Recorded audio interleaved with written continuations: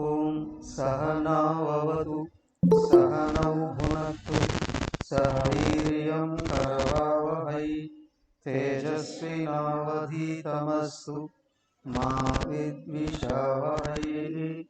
ఓం శాంతి శాంతి శాంతి. ఓం గురుర్బ్రహ్మా గురుర్విష్ణు గురుర్దేవో మహేశ్వర గురుదేవ పరం బ్రహ్మ తస్మై శ్రీ గురవే నమః. ఓం ప్రపన్న పారిజాతాయ స్తోత్రవేత్రైకపాణయే జ్ఞానముద్రాయ కృష్ణాయ గీతామృతదుహే నమః. సచ్చిదానంద రూపాయ విశ్వోత్పత్యాదిహేతవే తాపత్రయ వినాశాయ శ్రీకృష్ణాయ నమః. శ్రీమద్భాగవతం పంచమ స్కందం 21వ అధ్యాయంలో ఉన్నాం. 20వ అధ్యాయంలోనే ఉన్నాం. ఏంటంటే ఇక్కడ సూర్య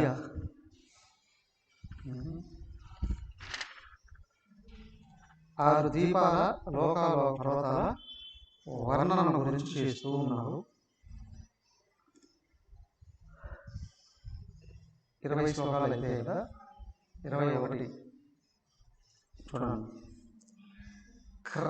ఘృతపృష్ణుడు అనే ఆయన ప్రియోగ కుమారుడు క్రౌంచ దీపానికి అధిపతి. ఆయన దీపాన్ని కూడా 7గా విభజించి తన 7 కొడుకులకు అప్పచెప్పాడు. అయితే వీళ్ళందరికీ కూడా ఆరాధ్య దైవం మహావిష్ణువు. మెయిన్ అది. ఒక వ్యక్తికి నిరంతరం శక్తి పెరగాలి అంటే తరగని శక్తి అంటే అనంత శక్తి స్వరూపుడైన భగవంతుడిని ఆశ్రయించాలి. ఒకటి. రెండోది, శక్తి ఇప్పుడు తగ్గిపోతుంది అంటే అహంకారం వస్తే, అహంకారం అజ్ఞానం వలన వస్తుంది. మరి జ్ఞానం ఏంటయ్యా? అందరికీ ఆధారము, అందరిలో ఉన్నవాడు కూడా భగవంతుడు ఒకడే. ఆయన ఆశ్రయిస్తే ఆయన కంటే గొప్పవాడు ఎవడు లేడు. అవునా? అందరికంటే గొప్పవాడు. అంతేకాదండి, అందరిలో ఉన్న గొప్పతనం కూడా ఆయనే. కాబట్టి ఆయన ఆశ్రయించినటువంటి వాడు అహంకారానికి లోను కాడు. ఆయన గుర్తుపెట్టుకున్నంత వరకు జ్ఞానం మరుగు కాదండి. కాబట్టి ఏంటి అంటే మన కల్చర్లో వెనక్కి వెళ్ళి చూస్తే, మన సంస్కృతిలో ప్రతి ఒక్కటి ఈవెన్ విష్ణువు కూడా నేనే పరమ అన్నాడు, జ్ఞానం చెప్పేటప్పుడు అంటాడు ఆయన. నేను అనేది ఒకటే ఉంది, అదే అందరూ దేనే. మళ్ళీ బాహ్యంగా రూపం దగ్గర వచ్చి వ్యవహారాలు చేస్తూ ఉండేటప్పుడు ఏమంటాడు అంటే నాకు ఆరాధ్యదేమో ఆయన శివుడు అంటాడు.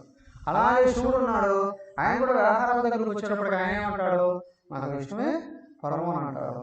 కానీ బోధన చేసేటప్పుడు నేను అన్నిటికంటే పరము. నేను అంటే దేహం కాదయ్యా, దేహానికి ఆధారమై ఉన్న నేను. దేహానికి ఆధారమై ఉన్నది నేను అనేది ఏదైతే ఉందో ఇది ఒక్కటే జ్ఞానంలో తెలియపరచబడుతుంది. కాబట్టి ఇవన్నీ ఎందుకు చెప్తున్నారు అని అంటే, మనము మన లోకం ఎంత, ఈ లోకం ఏంటి, ఏముందండి పిచ్చి మా లోకం. సరేలే అది పక్కన పెట్టి అసలు నీ లోకం ఎంత ఉందో చెప్పు అని అంటే, ఏముందండి మా లోకం నిద్ర లేచినప్పుడు వచ్చి వండుకోవడం తినడం, కాకపోతే షాప్లోకి వెళ్ళడం, అప్పుడప్పుడు ఏం చేస్తాం అదే బంధువుల ఇళ్ళకో పక్కన కదా, ఇంతకంటే మా లోకం ఏముందండి.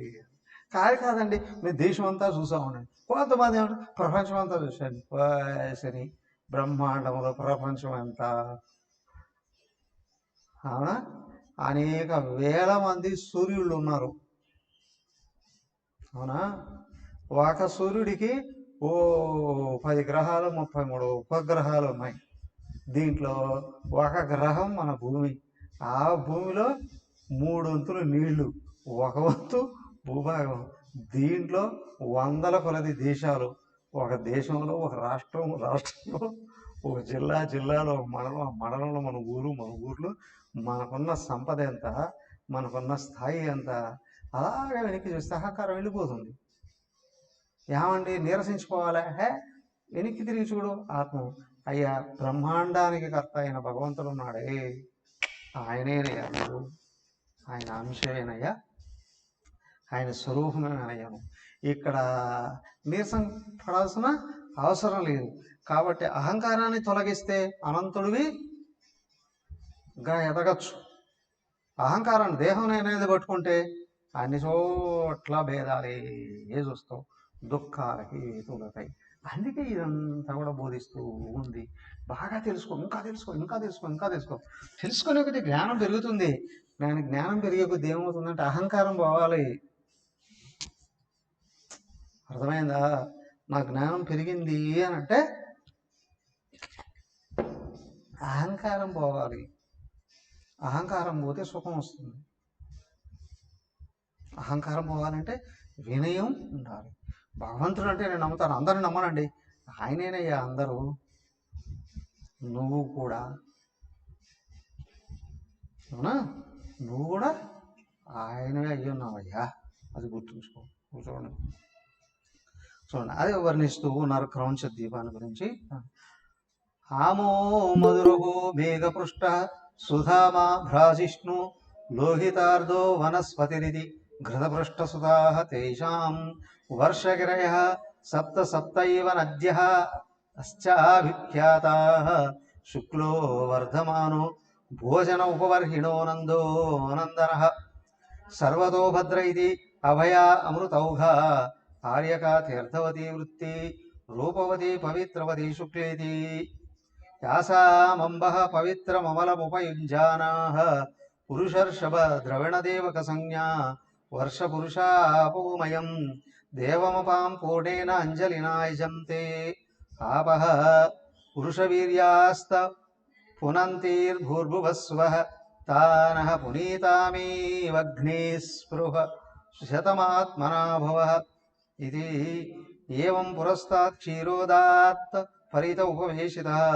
శాఖద్వీపోద్వా 30,00,000 సమానేన చ దధిమండోదేన పరివృతః యస్మిన్ హి శాఖో నామ మహీరుహః స్వక్షేత్ర వ్యపదేశకో యస్యః మహాసురభిగంధస్తం ద్వీపమనువాసయతి తస్యాపి ప్రయవ్రత ఏవాధిపతిర్నామ్నా మేధాతిథిః శోభో విభజ్య 7 వర్షాణి పుత్రనామాని తేషు స్వాత్మజాన్ పురోజవ మనోజవ పవమాన ధూమ్రానేక చిత్రరేప బహురూప విశ్వధార సంజ్ఞాన్ నిధాప్యాధిపతీన్ స్వయం భగవత్యనంత ఆవేశితమదిస్తపోవనం ప్రవివేశ ఏతేషాం వర్షమర్యాదాగిరయో నద్యస్య సప్త సప్తైవైషారా ఉరుశృంగో బలభద్రః శతకేశరః సహస్రస్రోతో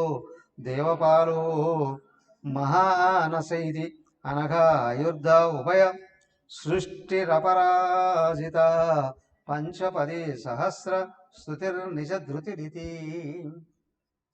ఏమైంది? ఆ ఘృతకృష్ణుడికి ఘృతకృష్ణ ఓ మధురహు సుధామా ప్రాదిష్ణు, ఆయనకు కుమారులు ఎవరెవరయ్యా?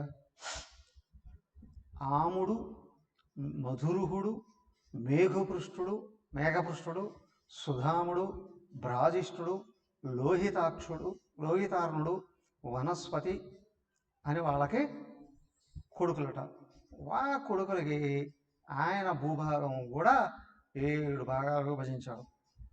మనం వాటిని ఏం చేశాడు? 7 పర్వతాలు అది సపోర్ట్ చేసుకొని 7 భాగాలుగా విభజించారట. 7 నదులు ఉన్నాయట వాటిలో. ఏమయ్యా అవి? శుక్లము, వర్ధమానము, భోజనము, ఉపవర్గణము, నందము, నందనము, సర్వతోభద్రము అనేటివి పర్వతాల పేర్లట, వాళ్ళ హెడ్ క్వార్టర్స్. అభయ, అమృతవుగా, ఆర్యక, తీర్థవతి, వృత్తి రూపవతి, పవిత్రవతి, శుక్ల అనే నదుల పేర్లట. అవునా? ఆ నదుల పేర్లు ఏంటి అంటే, ఈ క్రౌంచ ద్వీపం ఉందే, అక్కడ ఉన్న మనుషులు 4 రకాలు: పురుషులు, ఋషభులు, ద్రవిణులు, దేవకులు అట. 4 వర్ణాలట వాళ్ళు.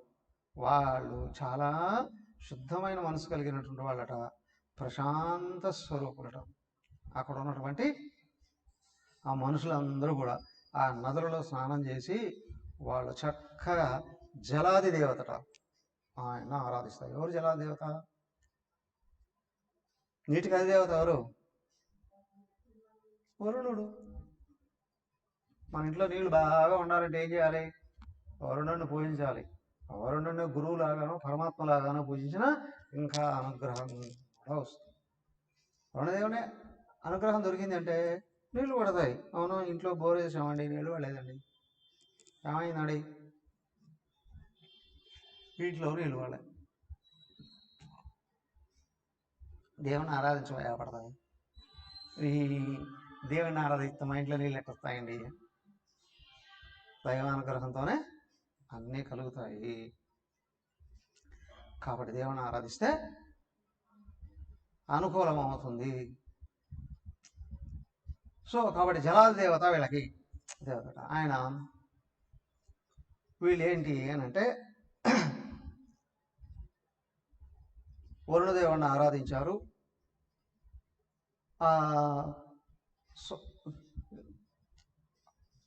భూ భువహ సువహ అనే 3 లోకాలట వాళ్ళకి. ఆ లోకాలంతటినీ పవిత్రం చేస్తూ ఉంటారు. మీరు ఎన్ని లోకాలు చూశారు? మీరు ఎన్ని లోకాలు చూశారు? మా ఇల్లు చూస్తే చాలండి. ఇప్పుడు ఎన్ని లోకాలు చూశారు? ఇప్పుడు 1000 సార్లు చెప్పుకుంటా, అందరూ 3 లోకాలు చూస్తున్నాము అని. ఏమిటవి? ఏముందండి, ఇంట్లో నిరంతరం ఆ పనులు ఈ పనులు అవి ఇవి మర్చిపోతుంటామండి. అవునా? అదేదో సహజ లక్షణం అయినట్టు నిరంతరం చదువుతూ ఉంటే గుర్తుంటాయి. ఏడయ్యా 3 లోకాలు? జాగ్రత్త, కళ, జాగ్రత్త, స్వప్న, లోకాలు చూస్తున్నామా లేదా? వీళ్ళకి కూడా వాటిని ఇంకో వైపులో తిప్పి కూడా చూపించారు. 3 భువ సువహ అనే 3 లోకాలు ఉన్నాయి. 3 లోకాలు తిరుగుతూ ఉంటారు. ఆ 3 లోకాలను పవిత్రం చేస్తూ ఉంటారట. అక్కడ ఉన్న పాపాలన్నిటినీ కూడా తొలగించేస్తూ ఉంటారట. అలాగే వీళ్ళకి ఏంటి అని అంటే,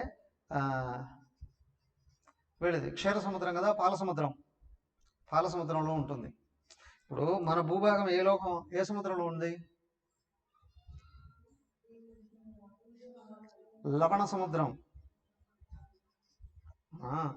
ఇప్పుడున్న భూమి చుట్టూ సముద్రం ఉందా లేదా? మొత్తం భూమి చుట్టూ సముద్రం ఉంది. దీంట్లో ఏం సముద్రం అది అంటే చాలా సముద్రాలు ఉన్నాయి. అది కాదు, ఏ సముద్రంలో వెళ్ళి నీళ్లు నోట్లో వేసుకున్నా ఉప్పగానే ఉంటాయి. అందుకే దీన్ని లవణ సముద్రం అండి అన్నారు.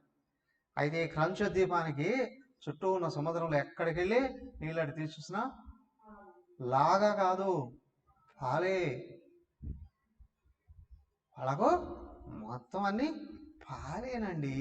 సముద్రాలన్నీ కూడా పాలేగా ఉన్నాయండి. ఈ క్షీర సముద్రానికి 4 వైపులా 32 లక్షల యోజనాల వైశాల్యంతో శాఖద్వీపం ఉంటుందట. దీని చుట్టూ, ఈ పాల సముద్రానికి చుట్టూ ఇంకొక ద్వీపం ఉందట, 32 లక్షల యోజనాలట, శాఖద్వీపం. అవునా? అయితే దాంట్లో ఇంకోటి ఏమయ్యా అంటే, భూభాగం అక్కడ భూభాగం ఉందా లేదా అంటే, ఆ పాలు చిలికారో ఏమో కదా, దాని మీద ఏమిటయ్యా అంటే పాల మీద మీగడ ఉంటుంది. ఆ మీగడ గట్టిపడే అక్కడ భూభాగం లాగా అయిపోయింది. దాన్నే శాఖద్వీపము అని అంటారు. శాఖద్వీపం అని ఎందుకు అన్నారండి? అక్కడ పెద్ద వృక్షం ఉందట. ఎంత వృక్షం అంటే చెప్పలేనంత అండి. ఎంత వృక్షం అయితే ఎంత ఉంటుంది? 200 గజాలు, 300 గజాలు, 1000 గజాలు. అటు చెన్నైలోను అటు బెంగాల్లోను వటవృక్షం ఉంది. ఎంత అంటే 100 ఎకరాల్లో ఉందన్న.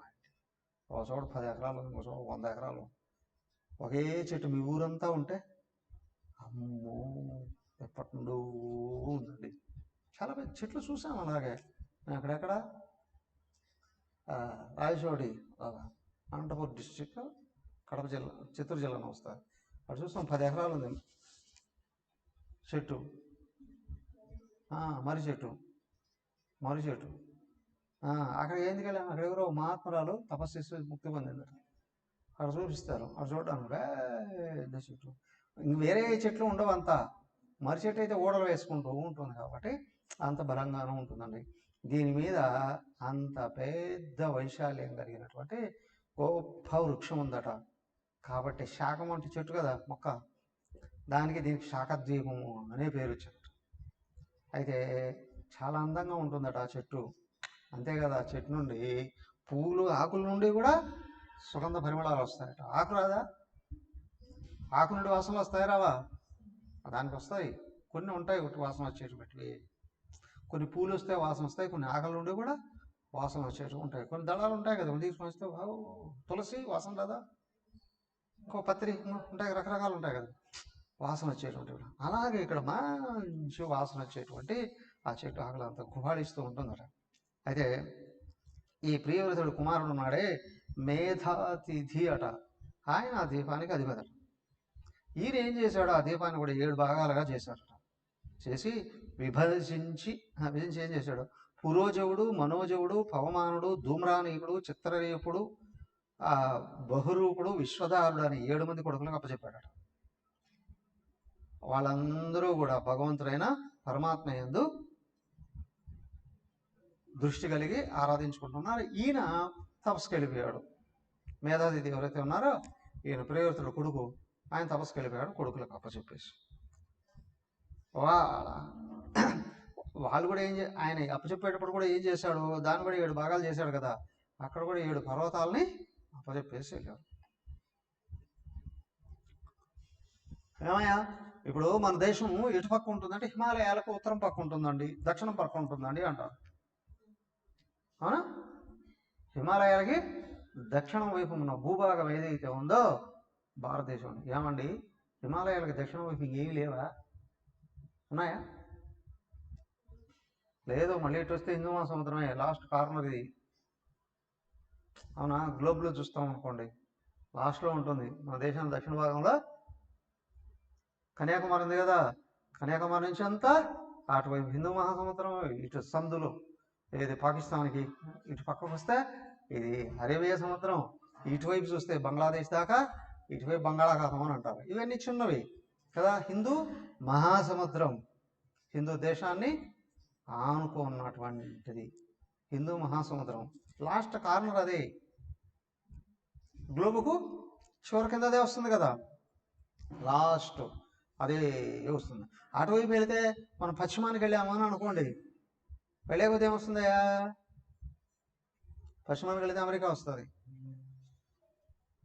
పశ్చిమ వైపు వెళితే, ఉత్తరం వైపు వెళితే ఐరోపా వస్తుంది.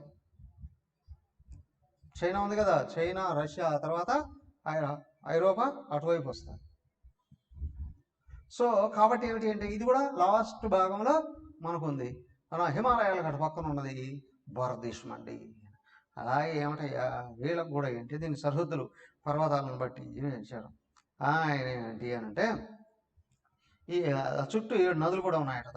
7 పర్వతాల ప్రాంతాల నుండి 7 నదులు కూడా బయటకు వచ్చాయి. ఏమయ్యా 7 నదులు అని అంటే ఈశానము, ఉరుశృంగము, బలభద్రము, శరకేశరము, సహస్ర సోతస్సు, దేవపాలము, మహానసము అనే పర్వతాలట. ఆ పర్వతాల పైన అనగ, ఆయుర్ధ, ఉభయ సృష్టి, అపరాజిత, పంచపది, సహస్ర, శృతి, నిజధృతి అనే నదులు ఉన్నాయి. ఆ నదులు కూడా కదా. అయితే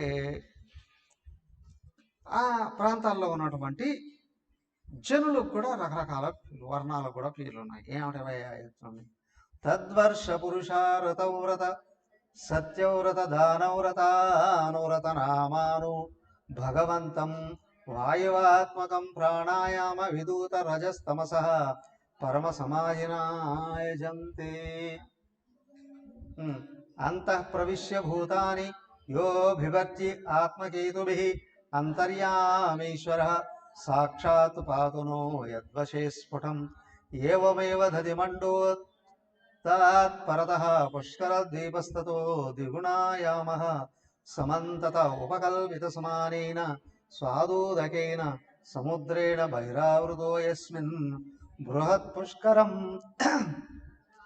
జ్వలన శిఖామలక కనకపత్రాయుతాయుతం కమలాసన స్వాధ్యాయసనం పరికల్పితం తద్వీపమధ్యే మానసోత్తరే నామైక ఏవార్వాచీన పరాచీన వర్షయోర్మర్యాదాలోచనయుత యోజనోఛ్యాయామో యత్ర తు చతస్రుషు దిక్షు చత్వారి పురాణే లోకపాలనామింద్రాధీనాం ఇదుపరిష్ఠితాం సూర్యరథస్య మేరుం పరిభ్రమంతః సంవత్సరాత్మకం చక్రం దేవానామ హోరాత్రాభ్యం పరిభ్రమతి తద్వీపస్యాధిపతిః ప్రయవ్రతో వీతిహోత్రో నామైతస్యాత్మజౌ రమణకథాతకిమానమానౌ వర్షవతిర్నియుజ్య స స్వయం పూర్వజవత్ భగవత్ కర్మశీలైవాస్తే తద్వర్షపురుష భగవంతం బ్రహ్మరూపిణం సకర్మకేణ కర్మణా ఆరాధయంతి ఇదం సోదాహరంతి యత్తత్కర్మమయం లింగం బ్రహ్మలింగం జనోచ్చయేత్ ఏకాంతమద్వయం శాంతం తస్మై భగవతే నమ ఇది.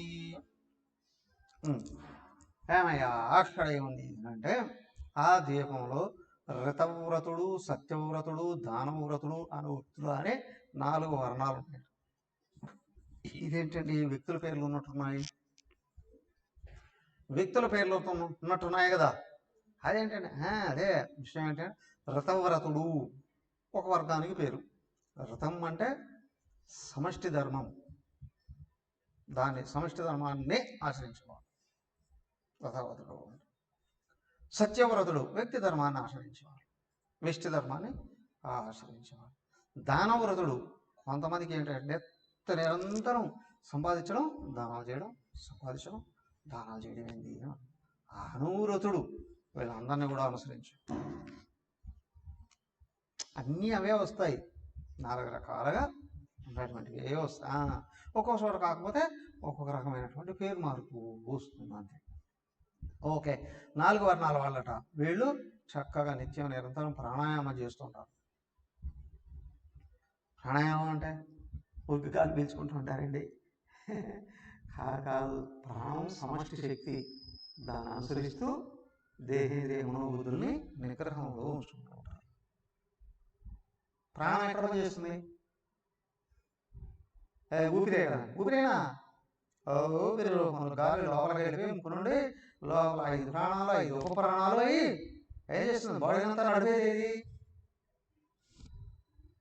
ప్రాణమే కదా, ప్రాణశక్తి కదా. ఎక్కడి నుంచి వచ్చిందయ్యా? గాలి నుండి. ఒకటి గాలి ఎక్కడి నుంచి వచ్చింది? పరమాత్మయే. నమస్తే వాయో త్వమేవ ప్రత్యక్షం బ్రహ్మాసి త్వమేవ ప్రత్యక్షం బ్రహ్మ వదిష్యామి కదా. ఏమయ్యా గాలి ఎవరయ్యా? పరమాత్మేనయ్యా. గాలి అని అంటే హరేం కాదు. అప్పుడు ఆయన అట్లా కదులుతున్నాడంటే మనం అందరినీ కదులుతాం. ఆయన కొద్దిసేపు పడుకుంటే మనందరం కూడా పడుకుంటాం.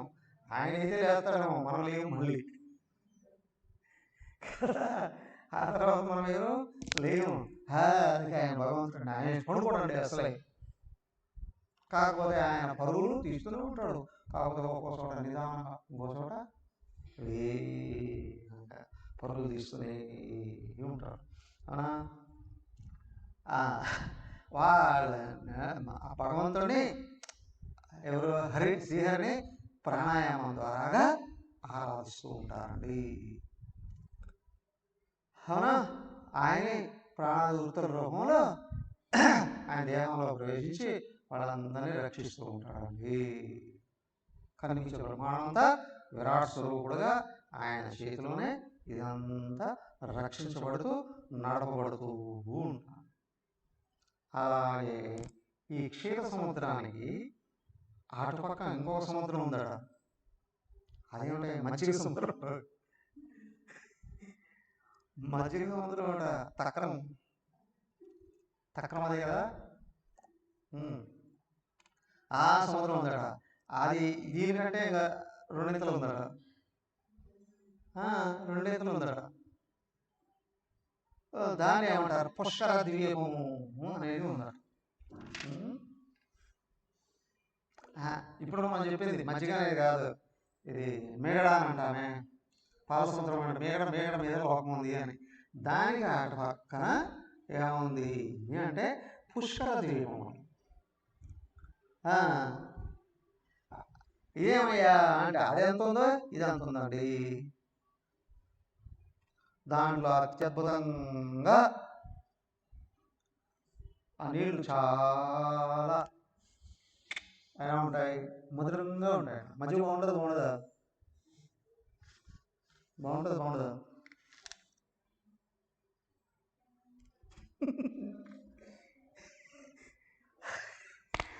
పాలు బాగా కాసి మంచిగా తోడుపెట్టి ఫ్రెష్గా ఉన్నటువంటి పాలైతే పెరిగైతే చాలా టేస్ట్గా ఉంటుంది మజ్జిగ అండి కదా. కానీ ఆ పాలు పులిసితే పుల్లగా ఉంటుంది. పాలు కాదు, ఆ పెరుగు కులితే కంపు కొడుతుందండి. అవునా? సాత్వికులైన వాళ్ళకేమో కమ్మని మజ్జిగ బాగా ఇష్టం అండి. కానీ చాలా మందికి పుల్లని మజ్జిగ ఇష్టం కదా. రాజసికులైన వాళ్ళకి పుల్లగా అండి ఇష్టం అండి. ఇంకా ఈ రెండు కూడా ఇష్టపడదు కొంతమందికి.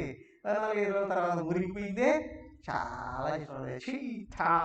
ఫస్ట్ వాళ్ళకి అదే ఇష్టం అవుతుంది. మురగబెట్టి తాగుతారు. నిజమేనా? లొట్టలు వేసుకొని తాగుతారు మురగబెట్టినటువంటి. సాయంత్రం అయితే కనిపించరు చుట్టుపక్కల ఊర్లకి. అవునా? రకరకాలుగా. అవునా కదా? మీ ఊరికి ఇటు నుంచి అటు వెళ్ళిపోతున్నాం అనుకోండి, ఆ వైపు లాస్ట్ ఈ వైపు లాస్ట్లో ఉంటాయి పెద్ద పెద్ద షాపులు. ఏమి అవి మురుగునీరు షాపులు. అవునా కదా? మురుగునీరే, కాకపోతే అవి కూడా ఫిల్టర్ వేసి ఉంటారు. ఫిల్టర్ వేసి బాటిల్లో పెట్టి ఉంటారు. మురుగునీరే కాదా, వస్తువులన్నీ పాడైపోయినటువంటి వేసి కొండబెట్టి మురగబెట్టి వాటి నుండి జ్యూస్ తీసి వాటిని పుట్టబెడతారు. అదే మురుగునీరు. వేలు కాదండి, కోట్లు అండి. ఇప్పుడు ఆంధ్ర తెలంగాణ ఆ మురుగునీరు వల్లనే పరిపాలించబడుతుంది అని కూడా అంటారు కదా. ఏయో కానీ ఇక్కడ చాలా మంచి నీరట. ఏది? కమ్మనైన మజ్జిగ లాంటి నీళ్ళట చుట్టుపక్కలంతా కూడా. పుష్కరదేమో ఉంటుందట. అదంతా ఏమవుతుందయ్యా అంటే చాలా అందంగా ఉంటుందట, వెలుగులతో కూడి ఉంటుందట. ఆ ద్వీపాన్ని బ్రహ్మదేవుడి ఆసనం, కమలం, లోటస్ లాగా ఉంటుందట అని కూడా పిలుస్తూ ఉంటారు. దానికి మధ్య భాగంలో మానసోత్తరము అనే ఒక పర్వతం ఉందట. 10,000 యోజనాల ఎత్తు, అంతే పొడవు ఉంటుందట. దీనికి 4 వైపులా 4 నగరాలు ఉన్నాయట. అవునా? దానికి ఏంటి అంటే ఆ 4 వైపులా ఏంటంటే సూర్యుడు చక్రాలతో అక్కడ తిరుగుతూ ఉన్నట్టుగా మేరు పర్వతం ఎత్తు ఉంటుందట.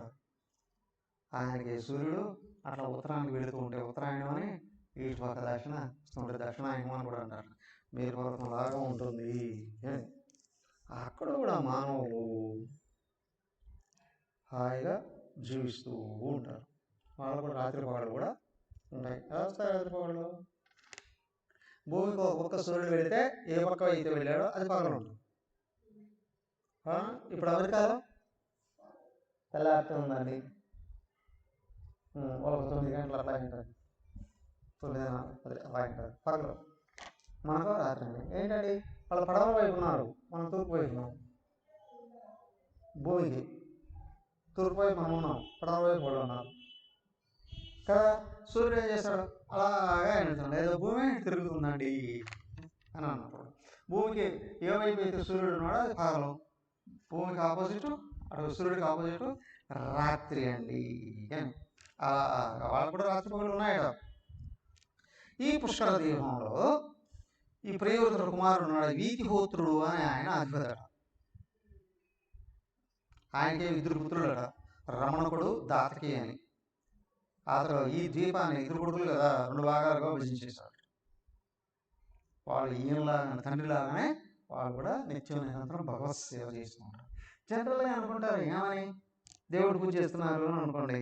ఈ శాతకాలం వాళ్ళు అందరూ ఏమనుకుంటారు, తెల్లారితో లేస్తూనే కాఫీ టీలు తాగేవాడు కొంతమంది అయితే, కాఫీ టీలు మందు తాగేవాడు ఉంటాడు అని అనుకోండి. నిద్ర లేచి స్నానం చేసి దేవుడి దగ్గరికి వచ్చి పూజ చేసేవాడు శాతకానుడు అంటారు. కారణం ఏంటి, ఎవడు శాతకానుడు? అవునా? ఎవడయ్యా శాతకానుడు? వాడికి తెలియదు కదా. కాబట్టి ఏంటంటే నిద్రలేసి దేవుని ఆరాధిస్తున్నారు అంటే వాళ్ళ సత్వం వస్తుంది పైకి కొంచెం కొంచెం కొంచెం. ఇంకా నిద్రలేసి ధ్యానం చేసుకున్నాడా, సత్వగుణం బాగా పెరుగుతుందండి. వాడికి ఏకత్వం అర్థమవుతుంది. కాబట్టి ఏకత్వ స్వరూపమైనటువంటి భగవంతుడిని ఆరాధిస్తున్నాడు. అట్లా ఆరాధించేవాడు నెమ్మదిగా దేహభావం నుండి బయటపడి ఆత్మభావానికి దగ్గర అవుతూ ఉన్నాడు. వీడు కూడా అలాగా మహా భగవత్ సేవ పరాయణుడు. నిరంతరం దైవాన్ని తెలుసుకుంటూ ఉన్నాడు. ఏమవుతుంది దైవాన్ని తెలుసుకుంటే? ఇప్పుడు సర్వజీవరాశులు ఇష్టాయిష్టాలను బట్టి వ్యవహరిస్తూ ఉంటాయి. ఇప్పుడు పశువులు కూడా ఏం చేస్తాయి, ఒక పశువు ఇంకోటి వచ్చింది అనుకోండి, ఒకదాని మూతి ఒక నా పట్టండి, అవునా కదా. ఏంటంటే దానికి తిరిగి ఇష్టంగా ఉందండి. అదే ఇంకొక పశువు వచ్చింది అనుకోండి, కుమ్ముతుంది. ఇప్పుడు మానవులు కూడా ఏం చేస్తున్నారు, ఇష్టమైన వాడేస్తే మూతులు అనుకుంటారు, గుసగుసలు ఆడుకుంటారు కదా. అయిష్టమైన వాడేస్తే కారాలు మిరియాలు. ఎస్, ఎక్కడో దారిలో పోతుంటే రావడం కాదు, మీ ఇంటికి వచ్చినా కూడా ఏం చేస్తారు, ఇష్టమైన వాళ్ళు వస్తే రకరకాలుగా వంటలు తయారు పెట్టి తిరిగి. ఇష్టం లేనైతే ఎప్పుడు పోతావు, ఎప్పుడు వచ్చావు ఏమో అడగరు, ఎప్పుడు పోతావు అడుగుతారు. ఇష్టం లేకపోతే కరెక్ట్. కానీ దైవానికి దగ్గర అయ్యే కొద్దీ ధర్మాన్ని ఆచరిస్తారండి. ఇష్టాయిష్టాన్ని పక్కన పెడతారు. ఇష్టాయిష్టాలను పక్కన పెట్టి ధర్మాధర్మాలతో వ్యవహరించడం అనేటువంటిది ఉంటుందండి. ఏ భక్తి దానికి ఏంటి అంటే నా వ్యవహారంలో తప్పులు తగ్గకూడదని చూసుకుంటాడు ధర్మాత్ముడు. అవునా, అదేనాడు నా జీవితం నా ఇష్టం, మా ఇంట్లో ఇష్టం వచ్చినట్టుంటా అంటాడు. దేవుడు దేవబలాన్ని చూసుకున్నాడు అహంకారం. ఇంకోటి ఉంటాడు, థామస్ కూడా ఉంటాడు, అరే ఎవరు వచ్చారు ఇంటికి, వాళ్ళకి ఎట్లా వ్యవహరించాలి ఇది కూడా అసలు ఏమీ తెలియదు. వాడి వచ్చిన వాళ్ళని అవమానించి కూడా పంపించడానికి ప్రయత్నం చేస్తారు. ఏంటయ్యా, గుణాలను బట్టి జీవితాలు. అర్థమైందా? ఎవరికో వాడు చూస్తే నేను బాగా తెలియని వాడిని అని ప్రతి ఒక్కడు అనుకుంటాడు. అవునా అవునా కదా. ఇది ఎందుకండి, ఈ ఇంట్లో భార్య భర్తలు ఇద్దరు చదువుకున్నాడు సపోజ్ అనుకోండి, ఎవరికి వాళ్ళు ఏమనుకుంటారు, నేనే కరెక్ట్.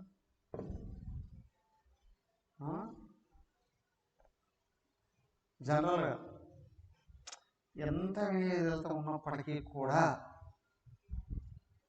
ఎంత భయభక్తులతో ఉన్నప్పటికీ కూడా ఏదో ఒక సమయంలోనైనా మా ఆయన వినండి చెప్పి అని ఒకసారి అంటారా లేదా, అనుకుంటారా లేదా, చెప్పితే వినడండి అనుకుంటారా లేదా, అనుకుంటారా లేదా,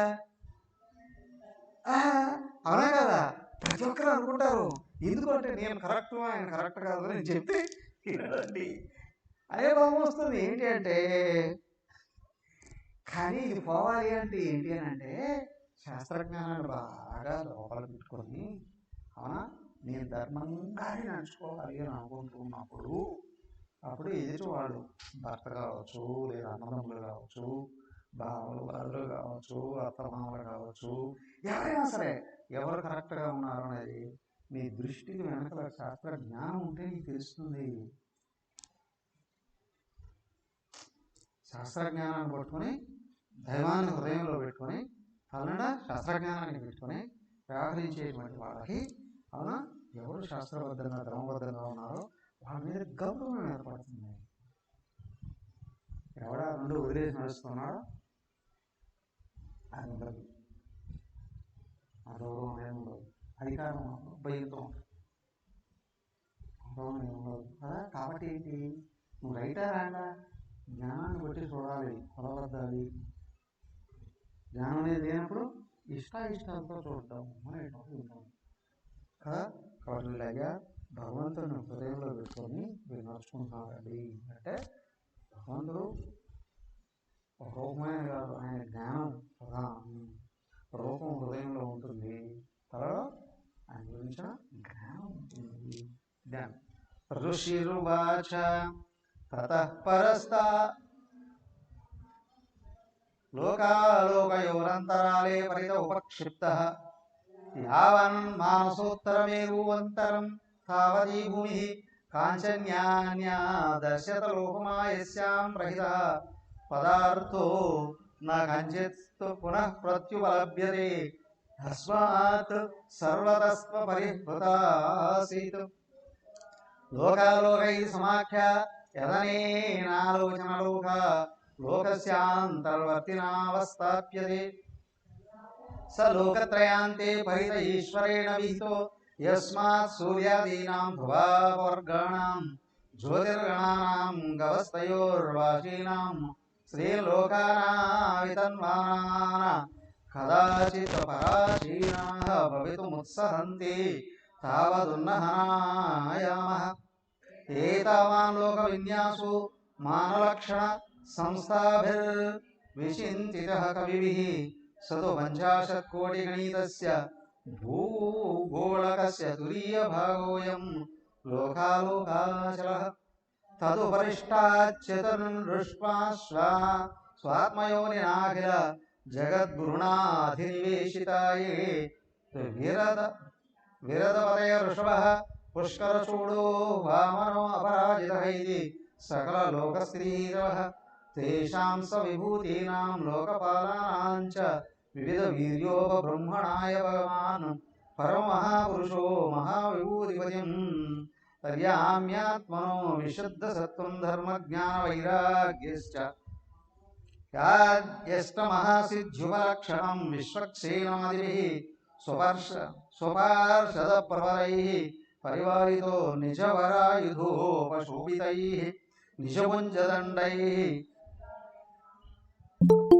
గిరివరే సమంతాత్ సకలలోక స్వస్థయ ఆస్తే ఆకల్పమేవం ఏషం గత ఏష భగవాన్ ఆత్మయోగమాయా విరచిత వివిధ లోకయాత్రా గోపీథాయర్థః.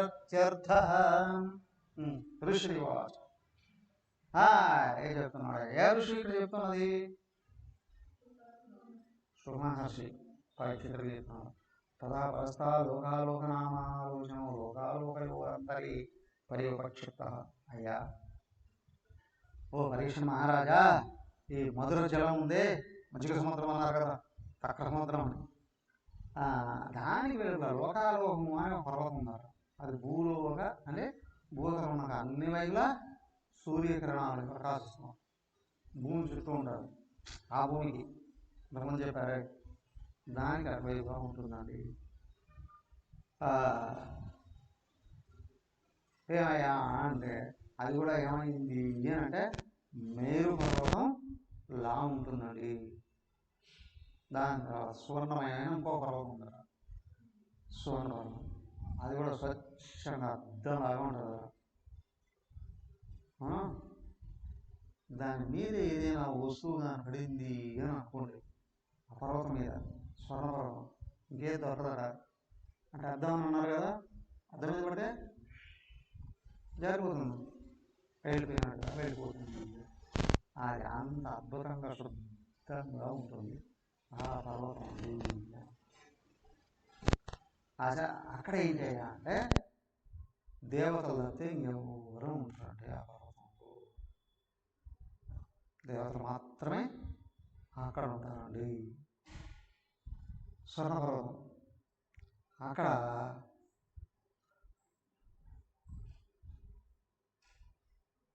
సూర్యకాంతి ఒక చోట పడుతూ ఉంటుందట, పక్కన సూర్యకాంతి ఒక చోట పడనట్లు కూడా ఉంటుందండి. నచ్చి ఉంటుంది, అన్ని చోట్ల సూర్యకాంతి ఏం కాదు, కొన్ని చోట్ల సూర్యకాంతి కనిపిస్తుంది, కాకపోతే ఏంటంటే వెలుగు కనిపిస్తుంది, సూర్యుడు కనిపిస్తూ ఉంటాడు. మీరు కానీ తిరుమలకి వెళ్ళారు కదా, అందరూ తిరుమలకి వెళ్ళారు, తుంబురు తీర్థం అని వెళ్ళారా? తిరుమల ఏం చూశారంటే వెంకటేశ్వర స్వామిని చూసామండి. పక్కనే వరాహస్వామి ఉన్నారు, ఆయన కూడా చూడడం వల్ల చాలా మంది ఉన్నారు. ముందు వరాహస్వామి వచ్చాడు అక్కడికి, కోనేరుకి వాయువ్యంలో వరాహస్వామి ఉంటాడు. ఆయన పర్మిషన్ తీసుకుని వెంకటేశ్వర స్వామి ఇక్కడికి వచ్చాడు, మొత్తం ఈ ఆకుపోయి చేసి. ఏమయ్యా దాంట్లో అనేక రకాల తీర్థాలు ఉన్నాయి, చాలా 108 తీర్థాలు ఉన్నాయండి అట. ఆసక్తి ఉండి వెళ్ళి లోపలికి వెళ్తాం. చూసి ఎప్పుడో 93లో మేము ఒకసారి తుంబూరు కోనాన్ని వెళ్ళాం. అది పాపనాశనం ఉంది కదా, పాపనాశనం దగ్గరికి వెళ్ళి ఆ నది దాటితే అటుపక్క సనకసందన తీర్థం అంటారు, ఇంకా లోపలికి వెళితే రామకృష్ణ తీర్థం అని అంటారు, ఇంకా లోపలికి వెళితే తరికొండ వెంగమాంబ వారు తపస్సు చేసిన స్థలం అండి. అక్కడే రమణం ఈయన మలయాళ స్వామి వారు కూడా తపస్సు చేశారు. అక్కడి నుండి అట్లా వెళ్ళి ఇటు తిరిగితే పర్వతం మధ్యకు చీలిపోయి ఉంటుంది, పెద్ద పర్వతం. అలాగా అట్లా 2 కిలోమీటర్లు లోపలికి వెళ్ళాము, పర్వతం మధ్యలో వెళ్ళిపోతాం, రాయి పగలు కొడితే నిరి అని అంటామే, అలా అట్లా లోపలికి వెళ్ళిపోతాం 2 కిలోమీటర్లు వెళితే అక్కడ స్టార్టింగ్లో తుంబురు తీర్థం ఉంది. చాలా చరిత్ర ఉంది దానికి. ఈ తుంబురుడికి హనుమంతుడికి ఒకసారి వీణ వాయించడంలో పోటీ పడ్డారు.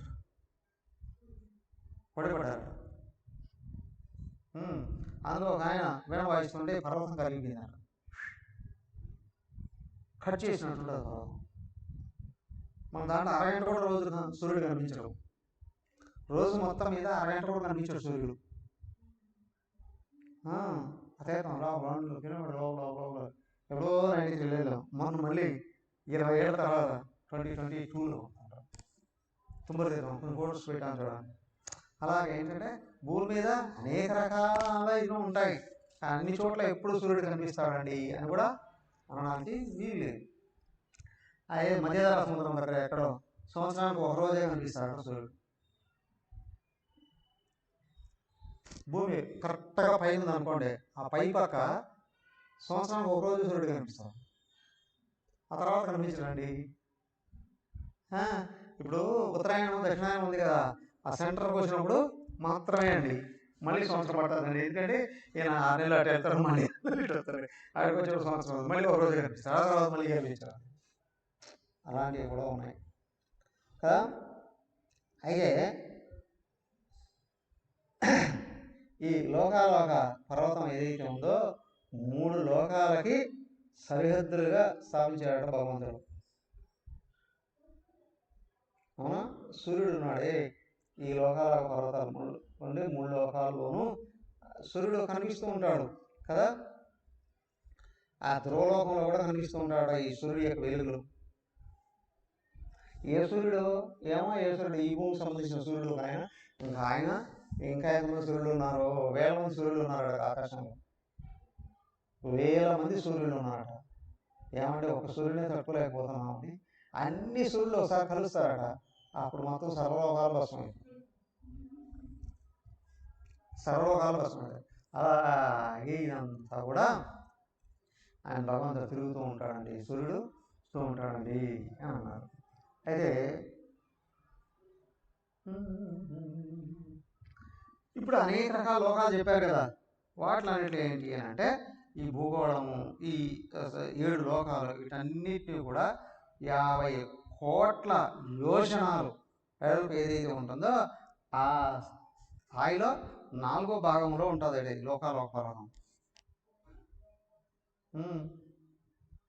వీటికన్నిటికి కూడా ఇవి 14 లోకాలు కదా. ఈ 14 లోకాలకన్నిటికీ 7 14 లోకాలు అంటారు కదా, కింద 7 పైన 7. ఈ 7 లోకాలకి అధిపతి ఎవడయ్యా? బ్రహ్మదేవుడు. ఆయన ఏం చేశాడు? ఈ భూమి నిలబడడం కొరకు ఏం చేశాడయ్యా అంటే వృషభము, పుష్కరచూడము, వామనము, అపరాజితము 4 ఏనుగులట. ఆ ఏనుగులకు అప్పచెప్పాడట. ఆ భూమి పడిపోకుండా రక్షిస్తుంటాడు, భూమిని మోస్తుంటాడు. ఏనుగులు భూమిని మోస్తుంటాయి. నమ్ముతారా అన్నమరా? నమ్ముతారా? ఏమండి స్వామి గారు, ఈ భూమి ఏనుగులు మోస్తే ఏనుగులు ఎక్కడ నిలబడుకుంటాయండి? ఆ ఏనుగులు ఎక్కడ నిలబడి భూములు మోస్తున్నాయండి? ఏమో దివ్యమైన ఏనుగులు, ఆడికి అంతరార్థాలు ఉంటాయి కదా. అయితే ఏంటి అంటే ఏనుగు రజోగుణానికి చిహ్నం. లోకం రజోగుణం ఉన్నంత వరకే నిలబడుతుంది. వ్యక్తిలో రజస్సు దాటితే సత్వంలోకి వెళ్ళిపోయారు అని అనుకోండి, అంతా దివ్యమైన పరమాత్మగానే కనిపిస్తుంది. అవునా? లేదండి తమోగుణంలో ఉంటే, రజోగుణం లేకుండా తమోగుణం ఉండదు. తమోగుణం లేకుండా అనుకోండి, వాడు నిద్ర లేచినప్పటి నుంచి వాడు ఏం తినాలి, ఏం అనుభవించాలి తప్పితే ఇంకేం కనిపించదు వాడికి. తమస్కుడికి, రజస్సుడికి ప్రపంచం కనిపించేది. అది కావాలి, ఇది కావాలి, అది చూడాలి, ఇది చూడాలి, సంపాదించాలి అనే భావాలు అన్నీ కూడా. అదే ఏం లేదు, నీకు ఆ సంకల్పం ఉన్నంత వరకే లోకాలన్నీ కనిపిస్తూ ఉంటాయి. కానీ సంకల్పం లేదు అనుకో, దాటేసినా మాయమైపోతాయి. ఆ స్థాయికి రాని వాడికి ఏమి కనిపించవండి కదా. ఆ తర్వాత ఏంటంటే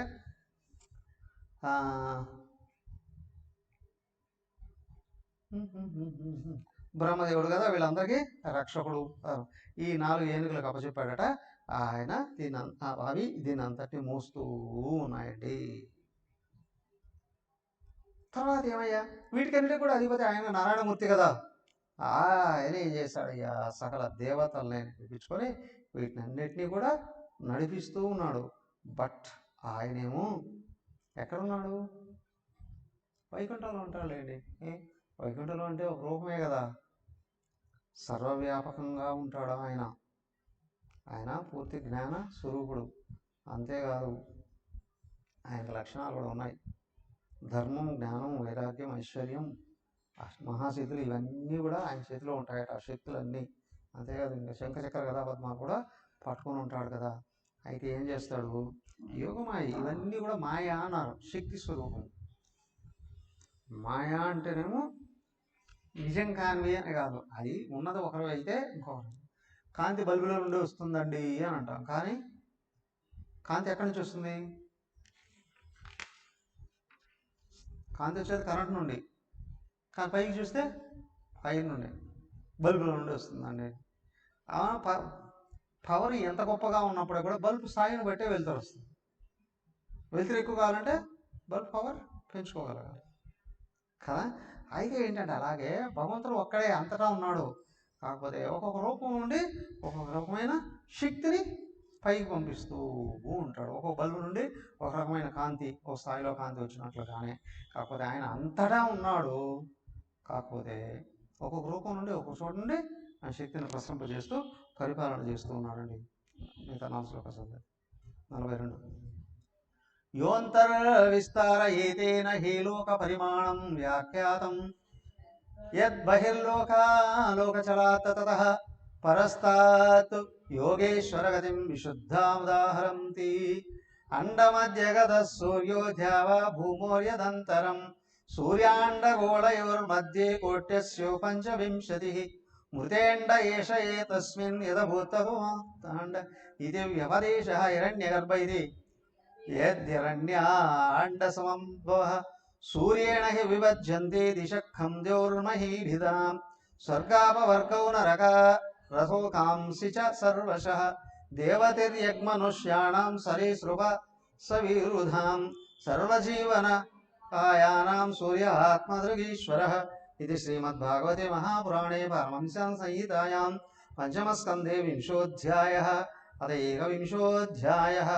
శ్రీశుక ఉవాచ ఏతావానేవ భూవలయస్య సన్నివేశः ప్రమాణలక్షణతో వ్యాఖ్యాతః. అయితే ఈ లోకాలోక పర్వతాలను గురించి వర్ణిస్తూ దానికి లోపల ఉండే అంతటినీ తన శక్తులతో నడిపిస్తూ ఉన్నటువంటి భగవంతుడు ఉన్నాడే. ఆయన ఉన్నాడా లేదా? ఆయనతో నువ్వు తాదాత్మ్యం వస్తే కనిపిస్తాడు. ఆ తాదాత్మ్యం పొందిన వాళ్ళని యోగులు అంటారు. ఎవరి మనసు భగవంతుడితో తాదాత్మ్యం చెంది నిరంతరం గుర్తుంచుకునిందో వాడు యోగి. మనకు కూడా కనిపించాలనా? అధ్యాత్మయోగము అని అన్నారు. ఆత్మయోగము దాన్ని సంపాదించుకుంటే ఈయన కనిపిస్తాడండి. అవునా కదా? నిరంతరం లేచినప్పటి నుంచి పని చేసుకుంటావు, ఏదో పని బాధించుకుంటావు, బతుకుతూ ఉండడం వాళ్ళకి దేవుడు అంటే ఏదో పండుగలకు ఎప్పుడో దేవుడు అని గుర్తొస్తుంది. అవునా కదా? కానీ దైవ సాన్నిధ్యంలో నుండి పని చేస్తూ దైవాన్ని తలుసుకుంటూ పని చేస్తున్నారంటే పుణ్యం శాతం బాగా పెరిగి ఉంటేనే. వాళ్ళు ఏ పని చేసేవాళ్ళు అయినా కావచ్చు. అయ్యా చీపురు పట్టుకుని ఊడిచేది పనే. అవునా? ఇక్కడ కూర్చొని పాఠం చెప్పడం పనే. అవునా? దైవ సాన్నిధ్యంలో ఉన్నానని గుర్తుంది అని అంటే దేవుడు గుర్తుంటాడు. వాళ్ళు ఏ పనైనా అది పవిత్రీకరిస్తూ ఉంటుంది వ్యక్తినండి. కాబట్టి యోగం దైవాన్ని మర్చిపోకుండా పనిచేసుకోవడం అండి. దైవుడు తలుచుకుంటూ పనిచేయడం, దేవుడు తెలుసుకుంటూ పనిచేయడం. దేవుణ్ణి తెలుసుకున్నాం ఏమని, ఆయన లోపల ఆత్మగా ఉన్నాడు అని గుర్తు చేసుకుంటూ పనిచేయడం. ఆ దేవుడు నా రూపమే అయ్యి ఉన్నాడండి ఇది గుర్తుంచుకొని పనిచేయడం. ఇంకా స్టెప్ బై స్టెప్ దేవుడికి దగ్గర కావడం అంటే అది. పురోహితుడే ఉన్నాడండి, జ్ఞానం లేదు. అవునా? ఏమైనా ఎక్కడన్నా ఏదాలండి రాళ్ళకు పూజ చేసుకుంటున్నాం, పూట గడవనుకుంటాడు, జ్ఞానం లేకపోతే వాడు చెప్తాను వచ్చిన వాళ్ళకందరికీ మీరు ఈ పూజ చేస్తే ఈ డబ్బులు ఇది ఈ సంపదలు వస్తాయి, ఉద్యోగాలు వస్తాయి, అన్నీ వస్తాయని కూడా చెప్తాడు. ఏరా బాబు, నిరంతరం దేవుడి దగ్గర ఉంటావు కదా, ఆయన అడగచ్చు కదా నీకు కావాల్సిన. అక్కడ దేవుడు ఉన్నాడు. మరి మిగతా వాళ్ళకి బుద్ధి కోసం చేసుకుంటున్నాం. అజ్ఞాని. దేవుడి దగ్గర ఉన్నా అనే భావమే లేదు, అజ్ఞానే. కానీ అక్కడ ఏం చేసుకుంటూ ఉన్నా, అమ్మ అంతటా ఆయన ఉన్నాడు, చెవులో ఆయన ఉన్నాడు, దోమలో ఆయన ఉన్నాడు, పుల్లో ఆయన ఉన్నాడు, అన్నిట్లో ఆయన ఉన్నాడు. ఓ ఇది యోగం. కనిపించే ప్రతి జీవిలోనూ ఆయన ఉన్నాడు అని గుర్తు చేసుకుంటూ వ్యవహరించడం ఉంది, అది యోగం. అది ఆయన అనుగ్రహంతోనే వస్తుంది. ఆయన అనుగ్రహంతోనే ఆ యోగం వస్తుంది. అలాగా ఉన్నవాళ్ళు వాళ్ళ కష్టం వస్తే ఆయన తలుచుకోరా? ఆయనే అడుగుతారు. కష్టం వస్తే ఆయనకే చెప్తారు, సుఖం వస్తే ఆయనకే చెప్తారు. అప్పుడేమవుతుంది? వెళ్ళిపోతాయి తొందరగా. ఎందుకు అంటే ఏమండి వింటాడా అండి? నీకు తెలుస్తున్నది అంటే ఆయన వింటున్నాడు అని అర్థమైనా? నీకు తెలుస్తున్నది అంటే తెలుస్తుంది ఎవరికి? లోపల పరమాత్మకే. నువ్వు చేసేది నీకు తెలుస్తున్నది అని అంటే ఆయన తెలుస్తున్నది. నువ్వు ఆయన సన్నిధానంలో ఉన్నావు కాబట్టి నీకు తెలుస్తున్నది. ఇది యోగం, పరమాత్మ యోగం. దీన్నే అంటారండి. అయ్యా పరీక్ష మహారాజా, ఇదిగో భూమి, స్వర్గం, బ్రహ్మలోకం ఉందే, ఇదంతా కూడా బ్రహ్మాండం అని అంటారు. ఒక బ్రహ్మాండం. అదే సూర్యుడు అంతా కనిపిస్తూ ఉంటాడు. సృష్టించేదేమో ఆయన బ్రహ్మదేవుడు, నడిపించేదేమో ఆ విష్ణుదేవుడు. ఇదంతా కూడా 25 కోట్ల యోజనాలు ఉంటుందండి. ఏం లెక్కలో మనకి ఇప్పుడు అందొచ్చు, అందకపోవచ్చు. అయితే దీన్ని అంతటినీ వెలిగింపు చేస్తున్న సూర్యుని మార్తాండుడు అని అంటారు. ఆయన బ్రహ్మదేవుడికి సంతానం. బ్రహ్మదేవుడు కొడుకే కదా ఆయన, స్వయంగా మనువు. మనువు కూడా కశ్యపుడు, ఆ మనువులతో పాటు మనువులే ఆయన కూడా కశ్యప ప్రజాపతి. ప్రజాపతి కొడుకు సూర్యుడు రూపంతో చూసిన. అంతేకాదా ఈ సూర్యుడిని తయారు చేసింది ఎవరు? బ్రహ్మదేవుడే. మన రోజు కనిపించే సూర్యుడిని తయారు చేసింది ఎవరు? బ్రహ్మదేవుడే కదా. కాబట్టి ఆయన కూడా ఒక విధంగా తండ్రి. ఆయన అంతటినీ వ్యక్తం చేస్తూ ఉన్నాడండి. అయితే ఇదిగో మనకు కనిపిస్తూ ఉన్నాయి అంత సూర్యుడు, చంద్రుడు, దిక్కులు, అంతరిక్షం, భూలోకం, స్వర్గం, దీంట్లో సుఖాన్ని ఇచ్చేది, దుఃఖాలను ఇచ్చేది, అవునా, అన్ని భోగాలను ఇచ్చేది, దేవతలు, పశుపక్షాలు, మనుషులు, అవేవి పురుగులు, పాములు, జంతువులు, అన్నిటికీ కర్మఫల ప్రదాత ఈ సూర్యుడు అండి అంటారు. మనం ఈ సూర్యుడిని చూస్తే అగ్నికోళం అని అనుకుంటాం. ఈ సూర్యుడి రూపంలో భగవంతుడే కూర్చోమన్నాడు అండి. అందరికి వెలుగు ఇవ్వడమే కాదు, ప్రార్థిస్తే జ్ఞానం కూడా ఇస్తారు. సూర్యారాధన అంట, సూర్యారాధన ఏమంటారండి? సంధ్యావందనం, సూర్యారాధన, సూర్యుడికి నమస్కారం, సూర్యారాధన, ప్రదక్షిణం, సూర్యారాధన. ఈయనేనట భగవంతుని రూపంలో ఉండి అన్నిటినీ వెలిగించేవాడు, అన్నిటినీ నిలబెట్టినవాడు కూడా సూర్యుడిని అనుసరించే కదా సర్వ గ్రహాలు ఉంటున్నాయి. సూర్యుని అనుసరించే కదా తిరుగుతున్నాయి. సూర్యుని అనుసరించే కదా జీవరాశులు ఉంటూ ఉన్నాయి. ఆ సూర్యుడు సాక్షాత్ పరమాత్మయ్యేనండి. అర్థమైందా? అవునా? ఆలోచనలో పడ్డారండి. ఏమండి సూర్యుడు రథంకి తిరుగుతున్నాడు అని అంటారు కదా, నిజమేనా? 7 గుర్రాలు ఉంటాయట. ఎట్లా తిరుగుతాడండి ఆయన ఆకాశంలో? రేపు తెలుసుకోవడం ట్రై చేద్దాం. ఓం సర్వే భవంతు సుఖినః, సర్వే సంతు నిరామయాః, సర్వే భద్రాణి పశ్యంతు, మా కశ్చిద్ దుఃఖభాగ్ భవేత్. ఓం శాంతి శాంతి శాంతి. హరి ఓం శ్రీ గురుభ్యో నమః.